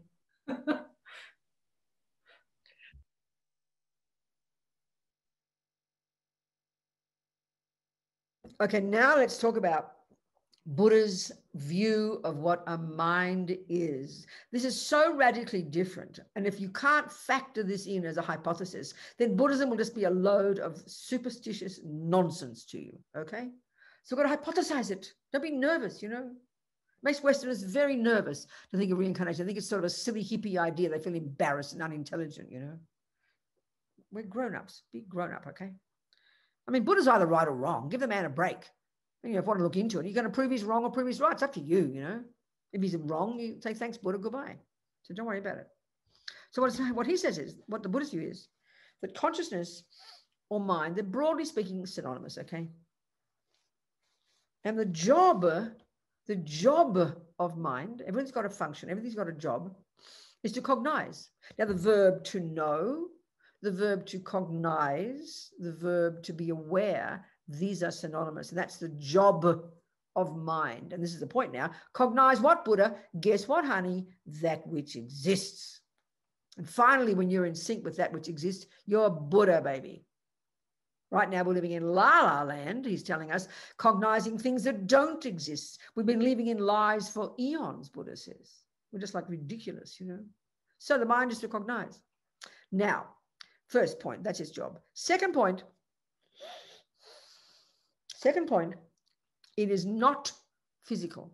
By definition, fundamental. If Buddha can be proved to be wrong and the mind is physical, then the whole of the Buddhist infrastructure, the whole of the Buddhist view of the mind, the whole of the Buddhist view of the universe, the entire Buddhist methodology would collapse into a heap of utter nonsense. Because minds being not physical underpins all of the Buddhist worldview. Very clear. It's not physical. Now, that doesn't mean you don't need a brain, because I mean the word we use is brain, but you know, but that's not the Buddhist skill. It's not the Buddha's expertise. These great Indian yogis before the Buddha, they're the ones who map the mind. And how do they map it? Internally. This is what incredible. We don't have a view like that. We can map a brain beautifully, but to map your mind internally, that really is cosmic to us, because we don't have the techniques to enable us to go to the subtler levels of mind. So that's the next point. That mind is referring to this, we have got much subtler levels of cognition that we don't even access, that we don't even posit as existing, because they don't depend upon the brain. So we just think it's science fiction or religion, you know, mysterious. And the other point is Buddha doesn't use the word soul or spirit. No concept like that. We have mind. So it covers, so if taking the Vajrayana model, which is very helpful. We'll talk about this later when we get to death. Mind has got three different levels.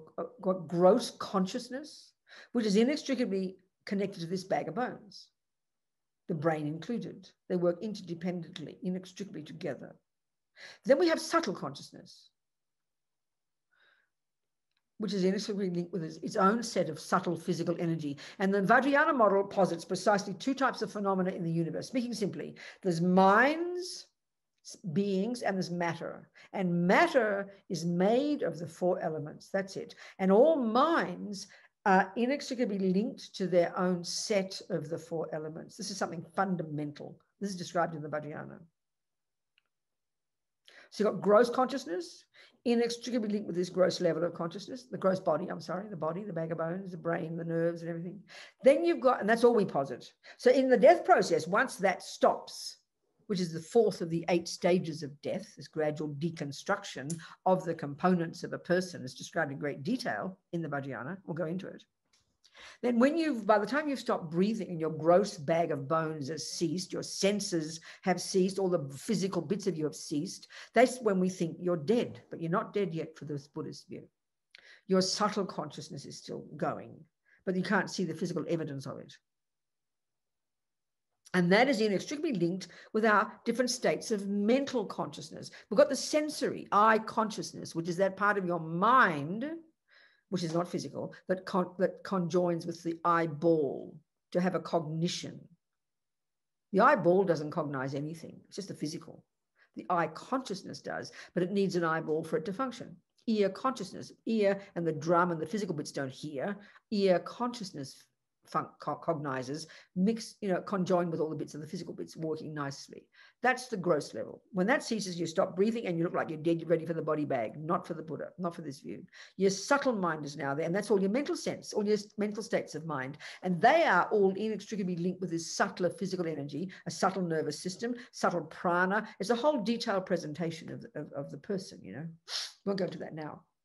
So that's your subtle body and your subtle mind. Now, when you've accomplished, this is Vajrayana. So in the sutra teachings, when you've accomplished shamatha, and these amazing Indians 500 years before the Buddha accomplished this, created this technique, when you can see a person who's fully developed in samadhi, single pointed concentration, they've necessarily gone beyond the gross level, beyond the sensory, beyond the conceptual, and they've accessed a subtler level of mind. Well, they would look, if you saw them, they'd look like they're dead. Just like a dead body looks like they're dead in the bed, but they're not dead yet because their subtle mind is still there. That's the Vajrayana one.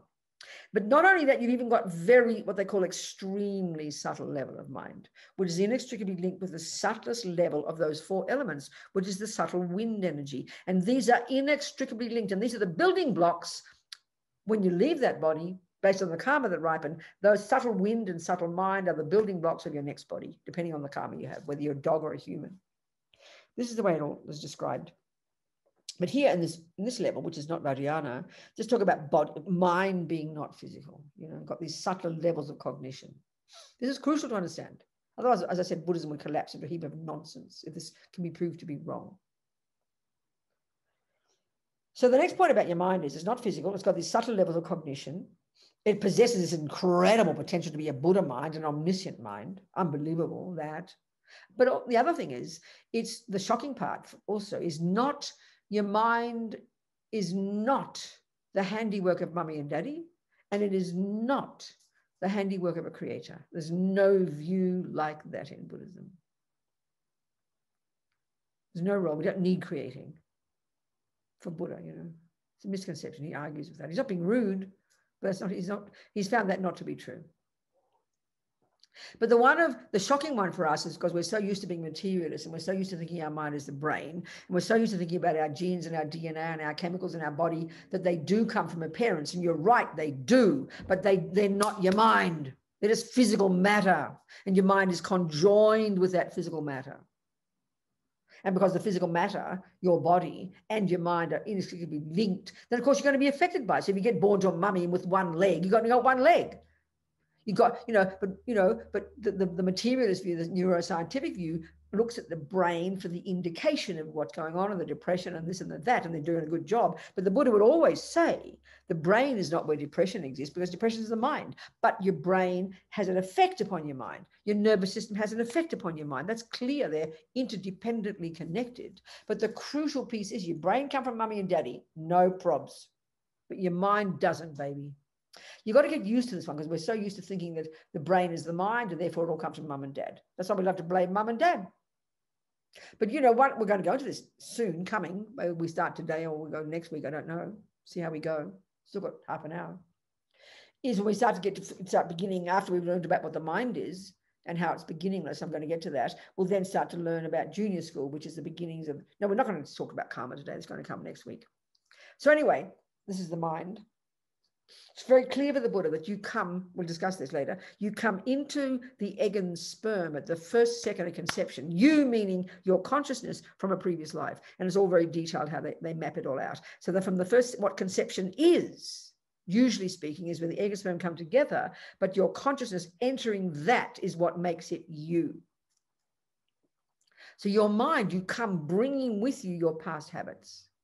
You come into this life with your tendency to be good at music, football, ballet, murder, kindness, anger, you name it, baby. They are components of your mind, and you bring them from Behor. They're a bunch of habits. This is fundamental in Buddhism. And this is the basis of really beginning to practice, because you start to own responsibility for your mind, not blame somebody else, not blame your mummy, your daddy, your chemicals, your genes, and the rest of the planet. It's a huge shifting point, It's a very amazing point, the view of karma, which we'll discuss. So your mind is not physical. It's got much subtle levels of cognition. It's got this insane potential to be perfected, be a Buddha. It is not the handiwork of a creator. A creator has no role in Buddhism, don't need creating. And it's not the handiwork of your mummy and daddy. They're the fundamental components, qualities, the concept of mind, what it is. That's what we're talking about. And this is central in Buddhism. Any questions about that before we continue? Before we start moving into junior school entry level, grade 1. This is sort of preliminary, talking about, no, there's another couple of other preliminary points which we'll talk about. So any questions about that? Okay, we'll go into mind later. We'll look into the epistemological model of the mind and the psychological model of the mind later on when we get to high school. Middle scope. Okay, so now, in terms of the packaging of Tsongkhapa, of this Lam Rim, which he based on this wonderful text by Atisha, this 11th century Indian yogi scholar who came to Tibet in 11th century, whatever it was, I'm not good at history, and spent the last 15, 17 years of his life there. And he was huge in what he wrote as the basis for the teachings, especially for the Gelugpas, you know, all the Tibetans actually. So Atisha wrote this little text called Light That Guides You on Your Way, Light That Guides You on Your Path. And what he did basically, when he got to Tibet, this is me just speaking loosely, when he got to Tibet, 11th century, 1000 and something, Dharma had been there for a couple of 100 years. You know, the Vajrayana was flourishing, was really amazing. Dharma was fully developed in Tibet after a couple of 100 years. It was Guru Rinpoche, Padmasambhava, who first sort of brought it there, 8th century or something. Anyway, he kind of felt, I think they'd lost the plot a bit. And it seemed to be Dharma was all over the place. So what he did was, he put together this little text, deceptively simple, like so many of these texts. And what he essentially did, he came from the Nalanda tradition, as His Holiness the Dalai Lama always talks. This amazing, outrageous, amazing, marvelous monastic university that was flourishing from the 7th, 8th, 9th, 10th, 11th century. And then when the Muslims came along, unfortunately, that was the catalyst for it to completely collapse. As in Buddhism eventually almost died out in India. This amazing monastery that Dalai Lama always talks about, our Nalanda tradition, talks about all the greatest scholars. So Atisha came from that tradition. All the names we're going to hear, like Nagarjuna and Chandrakirti and Asanga and all these people, they're all these amazing scholars at this extraordinary place where Dharma really, at all levels of all the traditions, flourished hugely in India. So he took, and basically like the Tibetan monastic university system, especially in the Gelugpas, but really in all the traditions, was based upon that model completely. It's a continuity of that. It hasn't been broken, you know. So in these monasteries, you know, as we know, there are geshis. You become, if you're a Gelugpa, you become a geshe. And now people like, you know, Western people are becoming geshes, women as well. There's a German geshe, a woman in Kathmandu. Other women as well, the nuns in Kopan Monastery becoming geshes. So basically you get a geshe degree after maybe 20, 50, if you go very quickly, 15, 20, 30 maybe years of study of all this vast body of knowledge of Buddhist philosophy, Buddhist psychology, Buddhist metaphysics, Buddhist epistemology, all the rest. This vast body of knowledge, you know, that's existing in Tibet. And often in the monasteries, they talk about you study the 5 sciences, you know, all about, yeah, including astrology. It used to be called a science in our culture too. So this is carried on in Tibet, and so that's based on this great Nalanda tradition. So Atisha had been through all that. So what he did was he took all the essence from all this vast body of knowledge, and he presented all the teachings, all of those teachings in the essential form from the point of view of its being experiential, not intellectual. How he presented the teachings in order to help us get an experience of the truth of it, rather than just get a head full of clever knowledge, you know. But he also presented it logically, like any body of knowledge, in the orderly way, like any body of knowledge, according, in other words, to the level of the capacity of the disciple, as Lama Zopa says, you know, the teachings and practices suitable to the disciple of the least capability. It's completely reasonable. So it's this packaging of Atisha's, and then Tsongkhapa, much of his literature in the 14th century, his Lam Rim literature He's got big lamb rim, middle lamb rim, short lamb rim. And and he really loved this way of presenting. And all the Tibetan traditions have, got their own various ways of presenting the same thing. But we're talking here Tsongkhapa, our patron saint, if you like, lineage Lama. So that's just the middle scope, great scope, blah, blah, blah, all gradual. So before we enter into this path, Atisha presented a little contemplation that he thinks is a good idea for us to do to prime our minds to even want to enter into the path, to go into junior school. And he gets us to contemplate what we all have heard so often, this precious human rebirth. So what does he mean by that? And what does he want us to do? Well, basically, they got all these he likes all these bullet points. And so, and Atisha, Tsongkhapa too, it's all presented in bullet points. And then you unpack these bullet points. Well, this is basically 18 bullet points here that Atisha presents, that Tsongkhapa presents.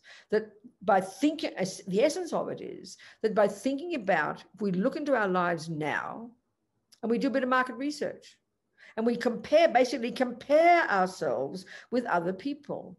Compare ourselves to animals, and that's hard for us because we don't even think it's a possibility to be born an animal. But never mind that. So first of all, all these 18 points are just various points where Atisha and then Tsongkhapa points out various qualities we've got that are good fortune, that are very fortunate.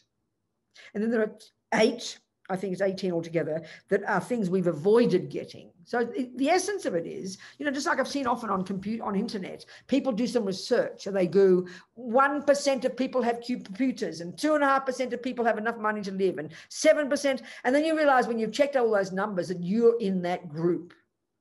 Well, that's what Atisha is getting us to do. He's getting us to see that we're unbelievably, insanely fortunate. It's like we've won the lottery, but of course it's not the lottery because nothing's random, and we'll learn about that in karma, that we've got this incredible human rebirth, a whole bunch of advantages, and we've avoided having some disadvantages. So speaking very simply, it means check it out. You've got a reasonable body with all the bits in the right place, with a reasonable brain, reasonable cognition. You're born in a reasonable family. I mean, maybe some of us had a pretty lot of suffering, but here we are, still survived, with enough money in the bank, because it's like a miracle we can get a job. I mean, look at the number of people on the planet who are so starving, you've got to work 8 hours to get a bowl of rice. We haven't got that. Not looking at why yet, but simply looking at the fact that we're fortunate. We've got a decent human body, human conditions. We've got reasonable wealth, reasonable family, reasonable food, all the different conditions that you need to end up giving you the most precious advantage, which is based upon all these leisures, as they call them. What it gives you is the miraculous opportunity to even right this second be sitting on this computer in our bed, wherever we are, on Zoom, discussing Buddha's views about how to get the hell out of samsara and get enlightened, I mean, most people aren't listening to this now because they've got to work 10 hours a day or work in the grounds or haven't even heard of these ideas. So why we're able to do that is because we've got this fortunate human birth. So, of course, we know intellectually it's true. We could do our research, do our market research. We will come up with the fact that we are one of the fortunate few percent. Like they talk about the 0.01%, not rich, fortunate. That's us. That's a fact. But who thinks this way? Even if we hear it, we go, oh, yeah. So why do we find it hard to hear it and to bliss out? And then go, conclusion, what's the action point here? I mustn't waste it. That's the technique Atisha wants us to do. But why do we not do this? Because we right now feel miserable, I'm hopeless, I'm no good, I'm too fat, I'm too thin, I haven't got enough money, I haven't got enough boyfriends, I'm lonely. We might intellectually know we're fortunate, but we don't feel like it because we're miserable with delusions and ego. So we need to do a bit of market research and then think about this. And every now and again, you might then conclude the action point is, aren't I fortunate? Then the conclusion is, I'm not going to waste it. So how do you not waste this resource? Think of it. This life is a really good analogy. This body, if you think, this body and this life that we've got is a resource. And we know the word resource is very dynamic. Money is not just a piece of, you know, you got very nice graphic design in Switzerland. I like your money, very nicely designed, quite different from everybody else because it's vertical instead of horizontal, but it's good design. So, you know, this is a really good analogy. You'll laugh maybe, but it's a really good analogy. Now, we know those oblong pieces of paper or plastic, whatever they are, we've got plastic in Australia. It's such a good analogy. We know that intrinsically, there's nothing in that piece of paper. I mean, yeah, your art's not too bad, but then you start to see that everybody else has got the same art. You've got 4 million pieces of paper with the same picture on it. So it already devalues the value of it as art. So you look at this small piece of paper, and if you don't, this is the point now, if you don't know the meaning of that piece of oblong paper, if you don't know the meaning, think about this, then what are you going to do with it? You can't even wipe your bottom with it. It's too small when you go to the toilet. Think about this. It's not even got a much value. It's not even as decent as a piece of toilet paper. So think, if you don't know the meaning of it, this is the point, you would waste it. You know, like say you open up your cupboard and you show me all these bits of funny oblong paper. You've got thousands of them with 100 in the corner. I think you Swiss even have 1,000 notes and 500s. I've seen them. No other country has them.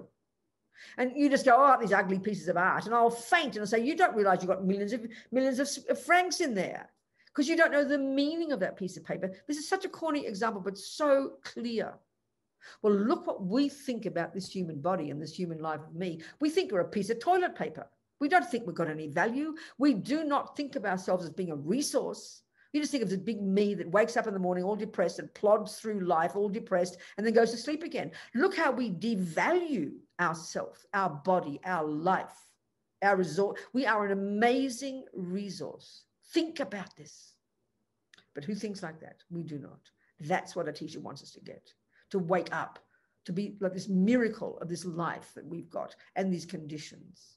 That as we get into karma, that we will know we worked unbelievably hard to get, just like that money.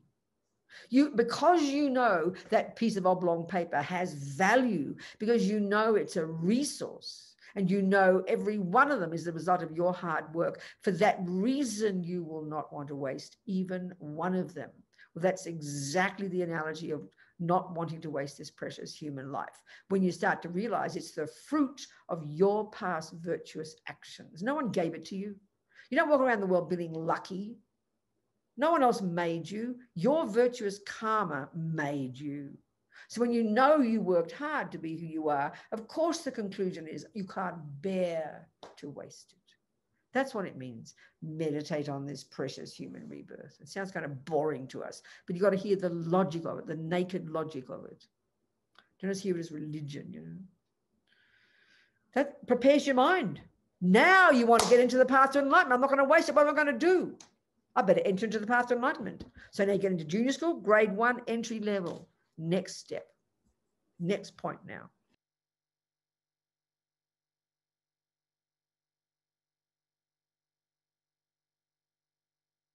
Next point is now entry level, first point, Atisha. Now his next point that he gets us to think about, or Tsongkhapa, given that you've got this precious human life and you've decided you don't want to waste it, now what he's doing, his agenda now is to increase our wish not to waste this precious resource. So now he gets us to think about how you're going to die.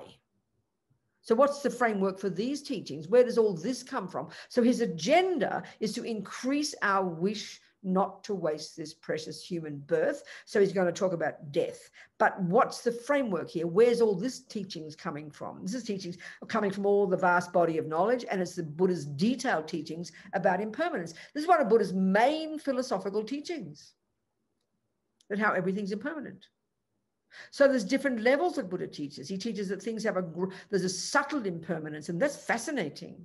If you really study Buddha's teachings about impermanence, subtle impermanence, it's almost confusing it for emptiness. It sounds so sophisticated, so marvelous. But Atisha's not worried about that here. He wants us to think about gross impermanence, and not just the fact that everything will change, because this is the point about his vast teachings on impermanence.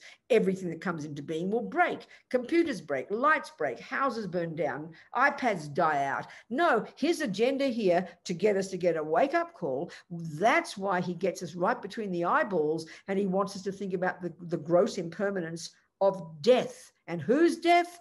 your death, baby. That's his agenda. That's why he talks about death, not just impermanence in general, because he wants us to increase our wake-up call, not to waste this precious resource. So let's look at death. The teacher teaches it in Tsongkhapa with 3 bullet points. The first one, and these are so evident to us, we kind of think, well, all right, Buddha, give us something more intelligent, please. We know we're impermanent. And he says, no, you don't know you're impermanent at all. And this is pointing to, so this is the bigger point about Buddha's teachings, another way to look at all Buddha's teachings. You've got to ask the question, why is Buddha telling us to think about a precious human rebirth? And not Buddha, this is Atisha and Tsongkhapa, but taking from the Buddha. Why is Atisha getting us to think about impermanence? You've got to ask that question. You should ask why. Why is he telling us about impermanence? Why is he going into such detail? Because it's very simple. Because in our mind right now, as Lama Zopa calls it, there is this deep grasping, a misconception in the bones of my being that grasps deeply at permanent me, unchanging me. So in other words, Buddha's teachings are simply an argument with views, misconceptions that prevail in our mind. That's why he teaches it. So he's found from his own experience that everything in the universe, minds and matter, are in the nature of impermanence, are in the nature of change. And as I said, he presents things at a subtle level, which itself is fascinating. But he's not concerned here. Atisha's not concerned with that. He's concerned with the gross impermanence, and not the impermanence of lamps and computers, but the one that he wants us to get between the eyeballs to give us the wake-up call, to increase the wake-up call of not wanting to waste this precious life, is that death. There are 3 points. 1, death is definite, Robina. I'm sorry, baby, you're going to die. 2, and that should scare the life out of us already. And we're going to look at the logic of all this. We'll look at the thinking we should do to counteract this misconception. The second one is, guess what, Robina?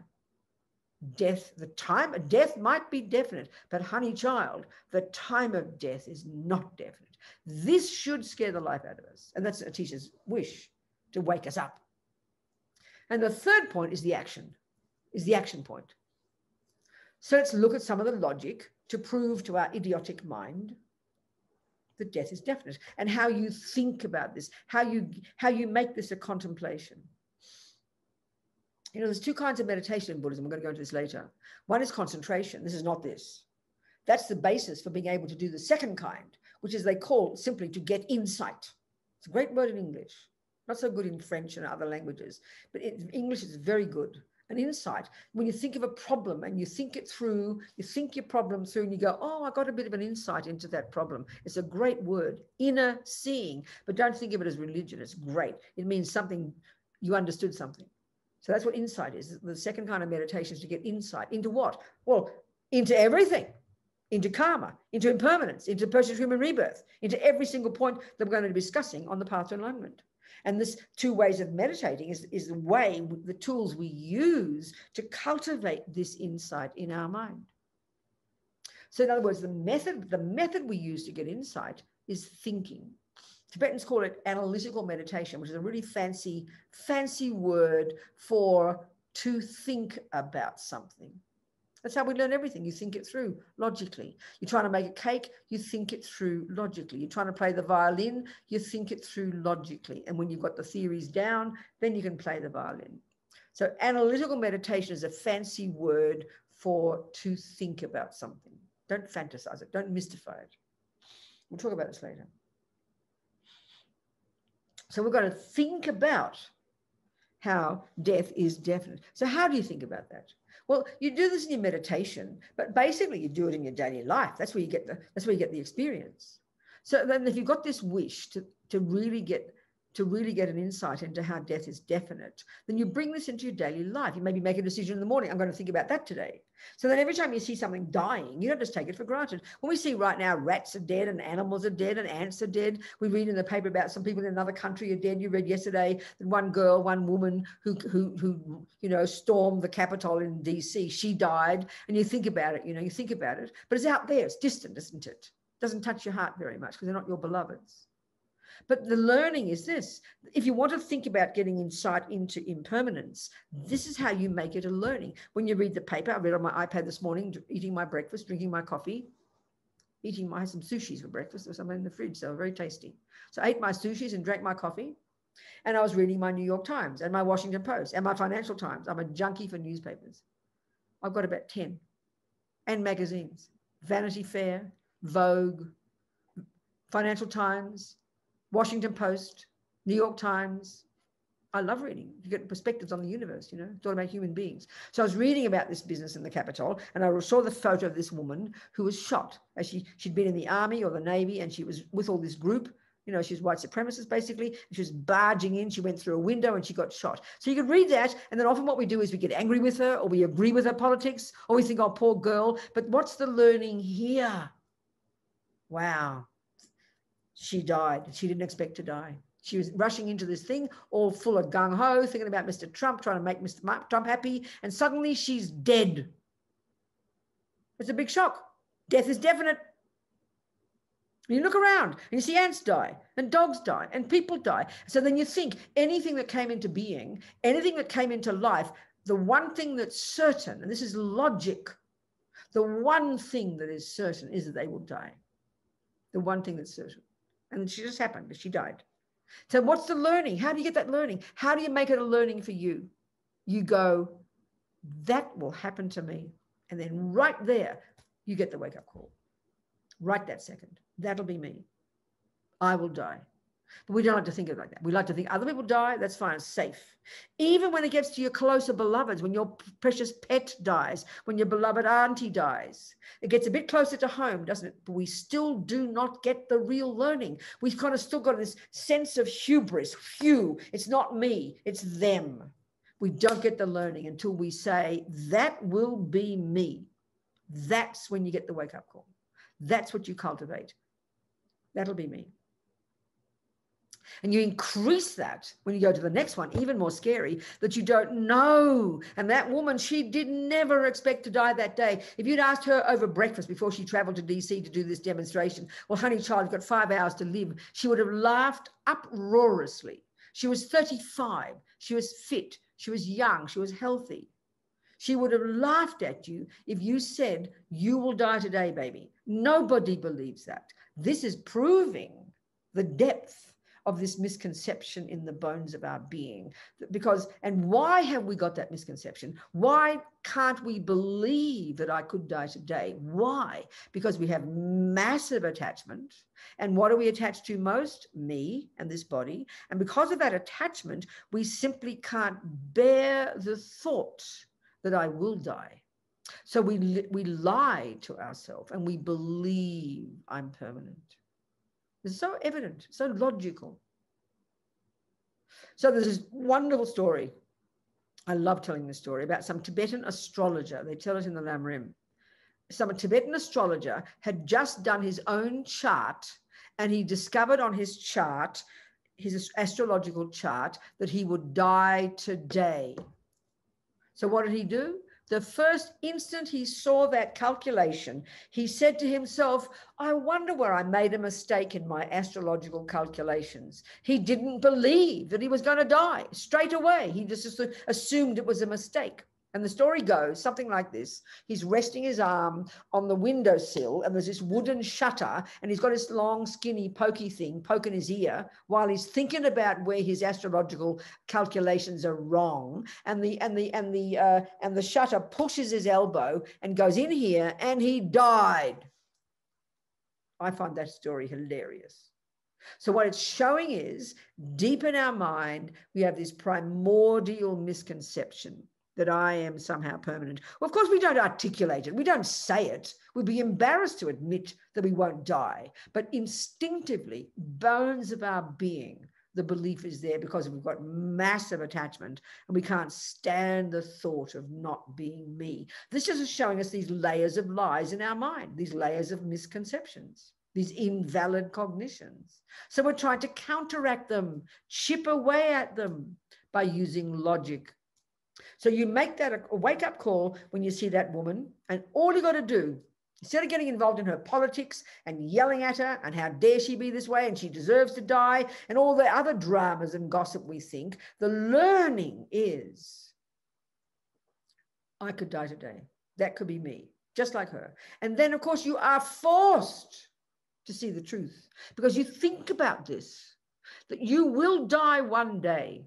And it sounds so silly, but what is that day called? It's always called today. You can't die on tomorrow. You can't die yesterday. You can only die today. Well, why not get used to thinking? Today's today. Why not? And that's the bonus. Then if you do wake up in the morning, it's a bonus and you just made the most of your life because this is the point. When you realize you're impermanent, you realize you could die today, then of course the action is, the conclusion is, I don't want to, even more, I don't want to waste this life. We're moving gradually, incrementally towards practice. We're not really practicing yet. We're getting ready to practice. That's how each of these thoughts is leading us, and will culminate at the end of this junior school, and we will start to actually practice the actual method that Buddha recommends is the practice, which is to abide by the laws of karma. But we're priming our minds to get there. That's the logic of this psychology. That's the logic of this approach, you know. So the conclusion, before we finish today, the third point, the action. Given, there's a bunch of givens here, given that my mind is a beginningless and endless continuity. I didn't get to that point about the mind. I'm so sorry. I should have gone to that one. Because if the mind, okay, we didn't go into this, beginningless mind. We'll go to that more later. We'll just, when we get to cause and effect, we'll go into that. So the Buddha's view is it doesn't come from you don't come from a creator. You don't come from mummy and daddy. And you can't come from nothing. Nothing can come from nothing. That's silly. And you don't, we all want a first cause. It's a very strong view. Christians call God the first cause. Muslims call God the first cause. Hindus call God the first cause. But Buddha says, don't be silly. You can't have a first cause. Just like wanting a big bang, as Dalai Lama says, yeah, big bang, no problem. It's not the first big bang, that's all. So mind is beginningless for the Buddha. So we'll go into this later. So given that your mind is beginningless, given that everything you think and do and say, and we'll get to karma later and discuss this, that you programs your mind and sow seeds in your mind that will ripen as your future happiness or suffering. And given that you don't want happiness and don't want suffering and do want happiness, then it follows logically that at the time of death, when your mind separates from the body, separates from your hubby, separates from your pension plan, separates from your meditation retreat, separates from whatever it is that you totally pay all attention to now, because we're so caught up in the bubble of my life and so attached to it, given that your mind will go and leave it all behind, at that moment, it's quite precise, at that moment, what is important to you?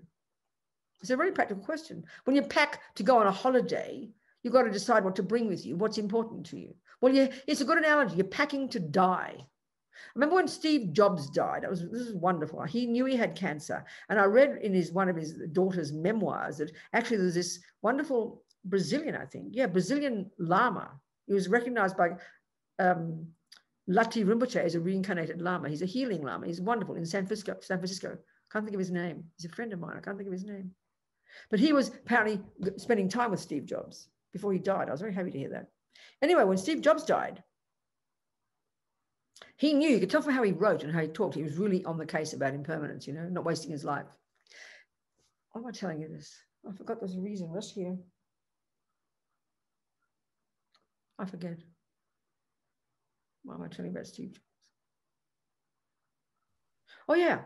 His daughter, his sister, one of his sisters, he'd met later because they'd been adopted when they were young, and they met later on. And she came, she was there on the day, and she was a journalist, and she wrote about this experience. And she said he was packed, ready to go.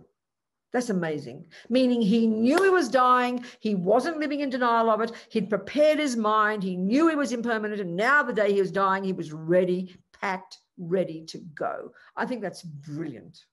So why most of us are not packed, ready to go. We live in fear and denial. We can't stand the thought of death. We've never prepared for it. We've never thought about our minds. We've never been aware. So don't wait till you've got cancer, okay, to think about impermanence. That's how we do. We wait till we've got cancer. Then we start to have a panic attack. It's so ridiculous. Death is definite. You don't have to get cancer to die, for God's sake. You know, it's so intelligent. When you can have, even the Lamas say, when you have some semblance of a recognition of the reality of the impermanence of death, your life is transformed because suddenly you have a sense of urgency.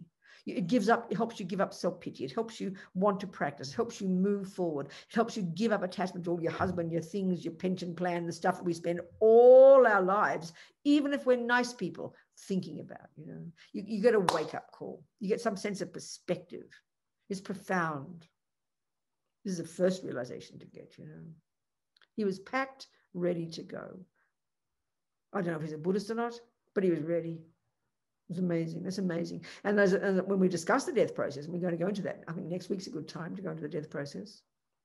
You know, when you die with virtue in your mind, Lama Zopa says death is blissful. Death is a blissful experience, you know, because you're ready for it. Because you practice all your life, knowing that you're impermanent and that death can come. As Lama Zopa says, best to think, I will die today. Best, why not? Why not prepare yourself? Why not, you know?